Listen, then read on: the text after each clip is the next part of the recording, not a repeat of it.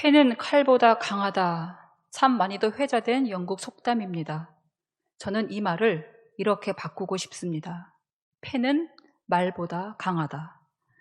붓끝 하나로도 바울의 심정을 알아챌 수 있을 만큼 빌립보 교회를 향한 바울의 애정은 감출 수 없습니다. 끝날 것 같은 편지가 끝나지 않습니다. 3장 1절 보시면 끝으로 하면서 맺은 말을 꺼내지만 거기서 끝나지 않습니다. 다시 4장 8절에도 보시면 끝으로 형제들아 하면서 짧은 당부와 축도까지 마치지만 거기서도 끝맺지 못합니다. 마치 사랑하는 연인이 서로 먼저 전화를 끊으라고 하다가 밤을 지새는 모습 같습니다. 그만큼 빌립보 교회와 바울의 관계가 각별했기 때문입니다. 빌립보 교회는 바울의 사역 초기부터 바울을 극진히 섬기면서 복음 사역에 힘쓴 교회입니다. 바울도 빌립보 교회를 생각할 때마다 하나님께 감사와 간구를 멈추지 않았습니다. 관계가 각별하다 보니 바울이 감옥 생활로 어려움에 처하자 교회는 에바브로디도를 세워서 필요한 것을 보내줍니다. 바울은 너무도 고마웠습니다. 그래서 바울은 그들의 섬김을 추억하면서 감사 인사를 전합니다. 오늘 4장 15절입니다.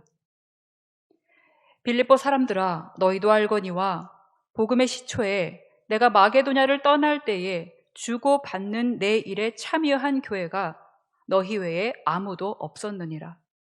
데살로니가에 있을 때에도 너희가 한 번뿐 아니라 2번이나 나의 쓸 것을 보내었도다. 이 바울의 사역 초기부터 물질로 후원한 교회는 빌립보 교회뿐이었고 타 지역에 있을 때에도 2번이나 필요를 공급할 만큼 전적으로 바울을 도와준 교회였으니 바울이 감사를 표하는 것은 너무도 당연합니다. 그러나 어떤 학자들은 빌립보서에서 나타난 바울의 감사를 감사가 없는 감사라고 말하기도 합니다. 어떻게 보면 그렇게 보일 수 있습니다. 그만큼 바울이 감사를 절제하고 있기 때문입니다.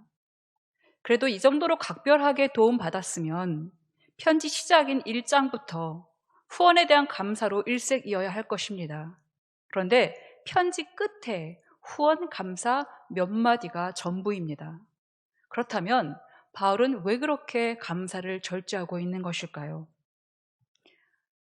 너의 도움은 정말로 감사하지만 바울이 감사를 너무 적극적으로 표현하면 또 도와달라는 요구로 비춰질 수도 있고 교회 입장에서는 우리가 너무 부족하게 드린 건 아닌가 하고 괜한 오해를 할 수 있기 때문에 바울은 그것까지 생각하면서 감사를 절제합니다. 그래서인지 바울은 오해하지 말라고 한마디 덧붙입니다. 4장 17절입니다. 내가 선물을 구하려고 감사하는 것 아니다.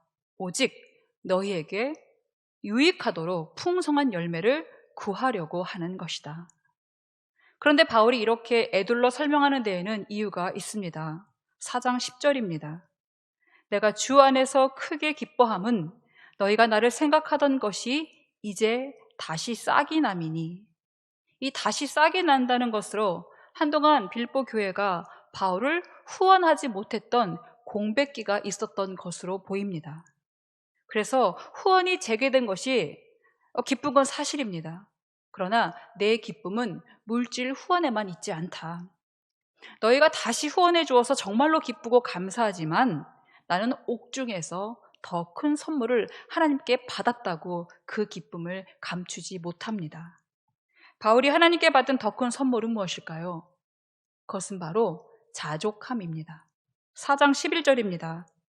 내가 궁핍함으로 말하는 것이 아니니라. 어떠한 형편이든지 나는 자족하기를 배웠노니 나는 비천에 처할 줄도 알고 풍부에 처할 줄도 알아. 이 모든 일 곧 배부름과 배고픔과 풍부와 궁핍에도 처할 줄 아는 일체의 비결을 배웠노라. 바울이 감사를 절제한 것도 이 자족함을 배웠기 때문입니다. 이 자족은 헬라어로 아우타르케스라고 합니다. 이것은 헬라 철학에서도 중요한 개념입니다. 스토아나 견유학파, 그리고 에피큐리안 등 이 각 학파마다 견해 차이는 보이고 있지만 보편적으로는 이렇습니다. 소유를 내려놓고 탐욕을 누르며 고상하게 사는 삶을 이 자족과 연관시킵니다. 그러나 지금 바울은 그것과는 차원이 다른 자족을 말하고 있습니다.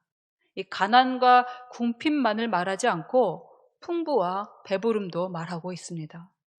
풍부든 비천이든 어떤 형편에도 처할 줄 아는 일체의 비결로 이 자족의 폭을 넓히고 있습니다.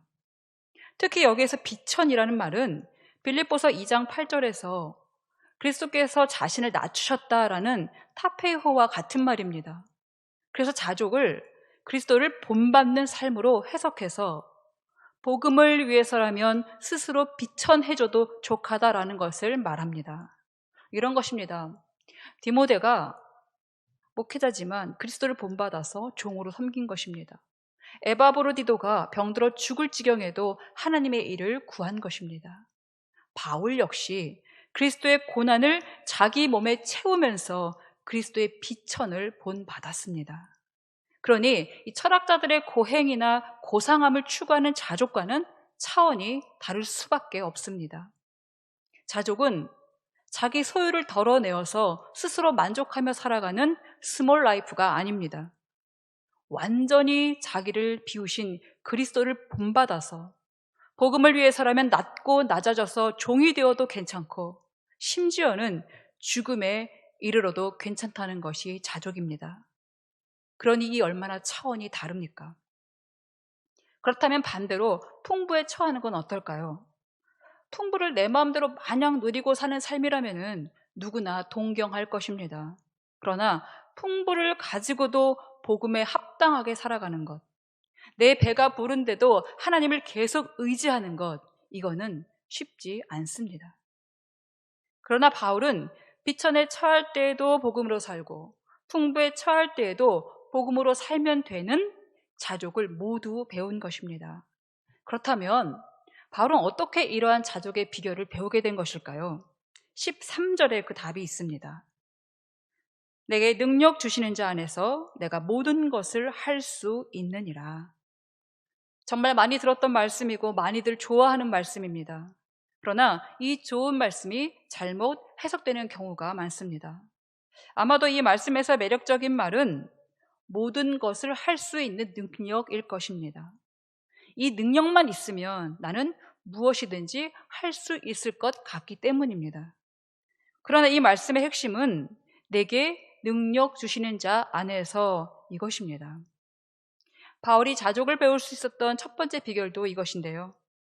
내게 능력 주신다라는 말은 내게 계속 힘을 넣어주시는 분이 계셔서 나를 강하게 만들어주신다, 이렇게 해석할 수 있습니다. 풍선은 누가 바깥에서 바람을 불어 넣어야 부풀죠. 스스로 바람을 넣을 수가 없습니다. 그렇듯이 바울에게서도 스스로 자족할 수 있는 힘은 하나도 없습니다.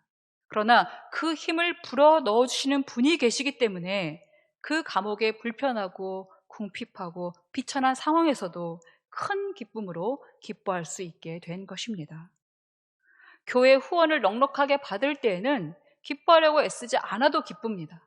그러나 재정이 바닥나고 궁핍해지면 괴롭고 힘든 것은 사실입니다. 그러나 형편만 계속 보고 있자니 상황에 따라 일희일비하는 자신을 보게 됩니다. 그래서 깨닫습니다. 어떤 형편에서도 흔들리지 않으려면 주님 안에서 힘을 공급받아야 하는구나. 그리스도께서도 하나님의 본체를 버리시고 그 비천함에 처하실 수 있었던 이유도 하나님 안에서 그 힘을 공급받았기 때문에 가능한 것이구나. 그러니 나도 그리스도 안에 있으면 되겠구나. 그래서 내가 모든 것을 할 수 있다는 말씀에서 이 모든 것은 비천이든 풍부든 모든 상황을 말하는 것이고, 능력은 온전히 주님으로부터 공급됨을 깨달을 때에 비로소 자족할 수 있게 되는 것입니다. 두 번째로 바울은 자족은 배워야 하는 것임을 알았습니다. 4장 11절 보시면 나는 자족하기를 배웠노니, 4장 12절 끝부분에도 일체의 비결을 배웠노라. 이것은 비결을 전수받았다, 비법을 알았다는 의미입니다. 이 배움은 학습과 경험을 통해서 이루어집니다. 바울은 이 두 가지가 균형을 이루는 것이 중요하기 때문에 편지 앞부분에서는 복음을 교리적으로 다시 한번 새겨줍니다. 그러면서도 이 인생의 곡진길에서 하나님을 만나는 경험, 이 특별한 경험을 통해서 배우는 것에 강조점을 둡니다. 그 상황에 처해보지 않으면 알 수 없는 숱한 고난과 역경을 바울은 몸소 겪으면서 하나님을 만났기 때문입니다. 고린도후서 12장에서 바울은 자기 몸에 육체의 가시가 있다고 말합니다. 이것을 사탄의 사자라고 표현하면서 이것이 내게서 떠나가게 하기를 3번이나 간구했다고 말합니다. 그러나 하나님의 대답은 분명했습니다. 내 은혜가 너에게 족하도다. 이는 내 능력이 약한 데서 온전하여짐이라. 바울은 자신의 약한 그 지점에서 하나님의 능력이 온전해진다는 것을 경험을 통해서 톡톡히 배움으로써 삶에서 가장 떨쳐내고 싶었던 그 육체의 가시를 안고서도 자족할 수 있게 된 것입니다. 환경에 좌지우지되지 않는 그런 자족입니다. 이렇게 바울처럼 자족을 배우려면 그럼 어떻게 해야 되는가? 첫 번째로 자기가 누구인지 알아야 합니다. 당시 헬라 철학적 관념에서는 자기 스스로 고상한 생각을 마음에 가득 채움으로써 이런 내적 성찰을 통해서 자족을 배워나간다고 했습니다. 우리가 흔히 하는 말로 저 사람은 예수 안 믿는데도 참 사람이 고상해. 이런 경우가 아마 이에 속할 것입니다. 물론 사람에 대해서는 좋은 평가지만 거기엔 하나님이 없습니다. 나 스스로도 충분히 자족을 배우게 된다고 하지만 나라는 한계를 넘어서지 못합니다. 그러나 하나님 안에서의 자족은 그것을 초월합니다. 바울은 그렇게 고상한 사람은 아니었습니다. 회심하기 전에는 살기가 등등했고 위협적이기까지 했습니다. 한번 신념을 가지면 고지식하게 밀어붙였던 사람입니다. 그러던 그가 예수님을 만나고 회심한 후에는 어떻게 변합니까? 복음만 전할 수 있다면 모진 순환과 핍박도 참고 견디는 사람으로 변한 것입니다. 바울 스스로 이것이 가능했을까요? 아닙니다. 주님께서 능력을 불어넣어 주셔야 가능케 되는 것입니다. 자족은 그래서 하나님 앞에서 나는 죄인입니다 라는 것이 발견되어지고 이런 나를 구원하신 기쁨으로 충만할 때에 나를 불만으로 끌고 가지 못하게 되고 그 어떤 상황에도 자족할 수 있게 되는 것이며 바로 일체의 비결을 배우게 되는 것입니다. 바울은 그동안 최우선에 두고 살았던 것이 무엇입니까? 높고 탁월한 학문, 지식의 풍부함, 이제 그것들을 이제는 빨리 버려야 할 배설물이라고 말합니다. 왜냐하면 예수 그리스도를 아는 지식이 가장 고상함을 알았기 때문입니다. 바울은 끝까지 자신이 어떤 존재인지를 잊지 않고 그 능력 주시는 자 안으로 계속 자신을 밀어넣습니다. 그래야만 환경에 매이지 않는 능력으로 무엇이 있으나 없으나 무엇이 되나 안 되나 자족할 수 있기 때문입니다. 두 번째로 자족을 배우려면은 표대를 향해 달려가야 합니다. 3장 12절입니다. 내가 이미 얻었다 함도 아니요 온전히 이루었다 함도 아니라 오직 내가 그리스도 예수께 잡힌 바 된 그것을 잡으려고 달려가노라. 나는 아직 잡은 줄로 여기지 아니하고 오직 한 일, 즉 뒤에 있는 것은 잊어버리고 앞에 있는 것을 잡으려고 표대를 향하여 그리스도 예수 안에서 위에서 부르신 부름의 상을 위해 달려가노라. 여기 12절에서도 달려가노라 라고 끝에 말하고 있고요. 14절도 달려가노라 라고 말하고 있죠. 바울은 계속 자신을 달려가는 자로 묘사합니다. 고린도전서 9장 24절에서도 운동장에서 다 다름질을 하지만 결국 상 받는 사람은 한 사람이니 썩지 않을 상 받기 위해서 일하지 말고 위에서 부르신 부름의 상을 위해서 다름질하라라고 말씀합니다. 여러분은 어떻습니까? 다름질하고 계십니까? 이 정도면 됐다고 멈춰 계십니까? 표대는 분명합니다. 예수 그리스도. 이것만 확실하다면 주님이 가르쳐 주시는 방향으로 다름질을 멈추지 말아야 합니다. 환경에 핑계대지 말아야 합니다.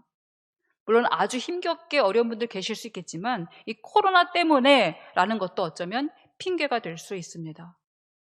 모진 고난에도 신앙의 선배들은 다 견디어냈습니다. 사람은 아무것도 해결하지 못하지만 하나님은 다 하실 수 있습니다. 능력은 주님께 있고 푯대는 분명하기 때문에 우리는 다름질만 하면 됩니다. 이것이 자족의 비결을 배우는 길입니다. 세 번째로 자족을 배우려면 복음에 참여하고 있어야 합니다. 고린도전서 10장 19절 말씀입니다. 바울은 더 많은 사람을 구원하기 위해 스스로 모든 사람의 종이 되었다고 말합니다. 율법 없는 자들을 얻으려고 본인이 율법 없는 자가 되었고 약한 자들에게는 본인이 약한 자가 되었습니다. 이렇게 여러 사람에게 여러 모습이 된 것은 아무쪼록 몇 사람이라도 구원하려고 한 것이었습니다. 바울은 이렇게 복음을 위해서 바로 예수님의 비천을 배웠고 결국 복음에 참여함이 목적이었습니다. 고린도전서 9장 23절입니다. 내가 복음을 위하여 모든 것을 행함은 복음에 참여하고자 함이라. 그래서인지 바울은 빌립보 교회를 생각할 때마다 왜 그렇게 기뻤는지 서두에서 밝히고 있습니다. 빌립보서 1장 4절입니다. 너희 무리를 위하여 기쁨으로 항상 간구함은 너희가 첫날부터 이제까지 복음을 위한 일에 참여하고 있기 때문이라. 여기서 참여는 코이노니아로 동역, 나눔, 그리고 곧 교통을 의미합니다. 그런데 그보다 더 강조된 말이 오늘 빌립보서 4장 14절에 있습니다. 너희가 내 괴로움에 참여하였으니 잘하였도다. 여기서 참여는 곁에서 함께 더 힘을 보태면서 동역한다는 말입니다. 이 바울의 목적이 복음의 참여인데 이 빌립보 교회도 그렇게 참여하고 있으니까 아주 잘했다고 크게 칭찬하는 것입니다. 그러면서 바울은 현재 자신의 상황을 괴로움으로 표현합니다. 어찌 감옥 생활이 괴롭지 않겠습니까? 그럼에도 복음에 참여할 수 있다면 어떤 상황도 다 만족할 만큼 일체의 비결을 배웠기 때문에 바울은 여기서 내 괴로움이라고 말했지만 나 너무 괴롭다 이렇게 탄식하는 것이 아니라 복음을 위해 고난받는 일에 너희가 함께 곁에서 힘을 보태며 참여한 점을 매우 칭찬하기 위해서 강조하고 있는 것입니다. 이곳에서 저곳에서 이전보다 많이 어려워졌다고들 합니다. 경제적 어려움에 대한 호소가 가장 많지만 또 갑자기 닥친 여러 가지 어려운 그런 소식도 왕왕 들려옵니다. 그 상황을 견디고 가는 것 참 대단한 일입니다. 그러나 그냥 내 처지가 어렵게 된 것을 버티고 사는 것은 진정한 자족이 아닙니다.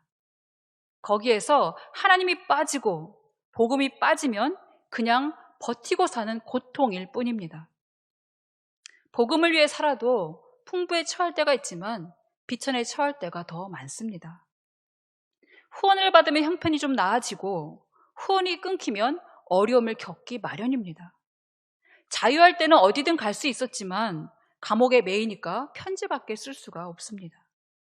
그러나 복음 편지라도 쓸 수 있으니까 얼마나 감사한가 하면서 감옥에서도 복음을 위해 살게 되면 그건 바로 자족을 배운 것입니다. 그때부터 감옥은 더 이상 바울에게 감옥이 아닙니다. 상황이 바울을 쥐고 흔들지 못합니다.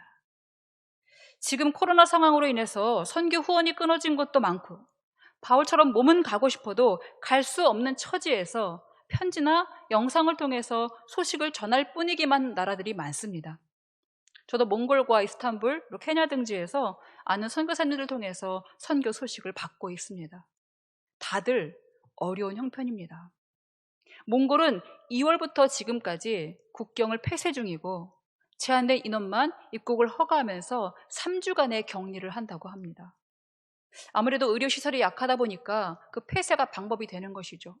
그러다 보니까 코로나 청정지역 수준이 되어서 오히려 한국을 더 걱정하고 있습니다. 그러나 무엇보다 간절한 것은 그곳 교회들은 우리처럼 이렇게 영상 예배조차 드릴 수 없기 때문에 8개월간을 아무것도 할 수 없는 공백기로 이렇게 지내는 바람에 다시 예배를 회복하기가 너무나도 어렵다라고 말합니다.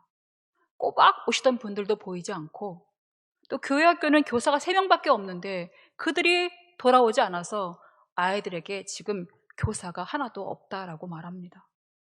현재 날씨가 영하 15도 이하를 내려가고 있는데요.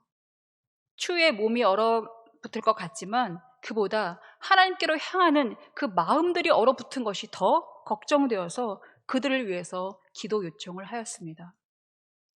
그러면서도 끝말이 참 감사했습니다. 우리가 최선을 다하면 우리의 힘 이상의 영역은 하나님께서 이끌어 주실 것이라고 믿어요. 참 가슴 아프면서도 아름다웠습니다. 이렇게 어려운 상황에서도 복음으로 살아내고 하나님을 전적으로 의지하는 것, 이것이 바로 자족임을 그분들은 벌써 삶으로 보여주고 계셨습니다. 우리들의 형편은 어떻습니까? 전보다 처지가 더 어려운 분들 계실 것입니다. 갑자기 불어닥친 환난 때문에 감당하기 힘든 상황 처한 분 계실 것입니다.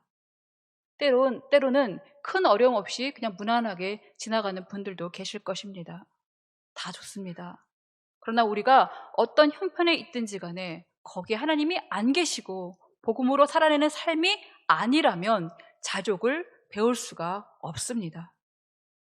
자족을 안 배우면 그만이지 않겠냐고 할 수 있겠지만 그렇지 않습니다. 자족을 배우지 못하면 어려움이 올 때마다 빨리 벗어나고픈 고통으로만 여기게 되고, 불만이 머리 위로 점점 쌓아 올라가서 하나님을 보지 못하게 됩니다. 하나님께 모든 것이 있는데 하나님을 보지 못하니까 무엇을 채워도 부족함에서 벗어나지 못하게 되는 것입니다. 늘 불만이고 괴로움이고 살았지만 죽은 자나 다름없는 삶입니다. 그러나 자족을 배울 때만, 그때만이 직장을 다니든지 공부를 하든지 집이 크든지 작든지 건강하든지 병 들었든지 그 모든 상황들은 전부 하나님께서 일하시는 통로가 됨을 알고 복음에 참여하는 인생으로 살게 되는 것입니다. 그때 비로소 나만 보던 눈이 열려서 복음을 위해 일하는 사람들 곁에 바싹 붙어서 기꺼이 도울 수 있게 되는 것입니다. 그것이 하나님께서도 가장 기뻐하시는 일이기 때문에 그걸 보시고 계신 하나님은 가만히 계시지 않습니다. 하나님은 부르셨다면 부르심의 상을 반드시 주시는 분입니다. 그 상은 우리가 상상 못할 선물입니다. 빌립보서 4장 19절입니다. 크리스찬 뱅크라고도 하는데요. 나의 하나님이 그리스도 예수 안에서 영광 가운데 그 풍성한 대로 너희 모든 쓸 것을 채우시리라. 하나님의 보고는 풍성합니다. 그것을 열어서 빈 곳을 풍성하게 채워주시겠다라고 말씀합니다. 그런데 자기 손에 무언가 꽉 움켜진 사람은 빈 곳이 없으니까 그냥 지나갑니다. 그는 결국 그 손에 가진 게 전부인 인생으로 살아가게 됩니다. 그러나 손이 빈 사람들 또는 손을 편 사람들에게는 더 이상 부어주실 데가 없을 때까지 차고 넘치도록 부어주시는 그런 하나님이십니다. 열왕기 4장에 보시면 엘리사를 통해서 기름 한 병뿐인 과부가 형편에 굴하지 않고 하나님을 의지하여 준비를 할 만큼 그릇을 다 준비했습니다. 그랬더니 그 그릇에 기름이 전부 차고 넘쳤고 그 아이들은 팔릴 뻔했지만 결국 빚도 다 갚고 그리고 그 아이들과 생활할 수 있게 되었습니다. 어디 빈 그릇뿐이겠습니까? 우리의 빈 마음, 무엇으로도 만족이 안 되는 그 마음을 하나님 안에서 자족할 수 있는 마음으로 하나님은 가득 채워주실 것입니다. 그러니 이제는 어떠한 형편에 있든지 간에 자족할 수 있는 일체의 비결을 배우시기 바랍니다. 그리고 그 비결은 온전히 하나님으로부터 온다는 것을 전적으로 믿으시기 바랍니다. 그리고 나는 누구인지, 하나님 없이는 늘 환경에 넘어질 수밖에 없는 그런 연약한 존재임을 인정하시기 바랍니다. 그리고 표대를 향해서 다름질을 멈추지 마시기 바랍니다. 넘어져도 예수 그리스도의 표대를 향해서 다시 달리면 됩니다. 그리고 내가 인생의 내리막에 있든지 또는 오르막에 있든지 간에 그 어떤 환경도 복음의 통로임을 믿고 복음에 참여함을 인생의 목적으로 살아가는 여러분 되시기를 간절히 바랍니다. 그러면 내게 능력 주시는 자 안에서 내가 모든 것을 할 수 있게 됩니다. 왜냐하면 하나님께서 계속 능력을 불어 넣어주실 것이기 때문입니다. 그렇게 자족하는 일체의 비결을 배우며 살아가는 자들에게는 하늘의 보고를 열어서 모든 쓸 것을, 모든 필요한 것을 풍성히 채워주실 것입니다. 함께 기도하겠습니다. 하나님, 우리에게 이 자족의 비결을 알게 하시니 감사합니다. 환경을 탓했습니다. 형편을 탓했습니다. 그러나 하나님, 우리가 환경과 형편에 좌지우지 될 것이 아니라 오직 하나님께로부터 나오는 능력, 이 능력을 힘입어 주님 안에서 모든 상황을 능히 감당할 수 있도록 인도하시고 내 삶의 자리가 하나님이 일하시는 자리임을 깨닫고 오직 복음에 참여하며 그리스도를 향하여 다름질을 멈추지 않는 하나님으로 마음이 가득 찬 그런 우리 되게 인도하여 주시옵소서. 감사드리며 예수님의 이름으로 기도드립니다. 아멘.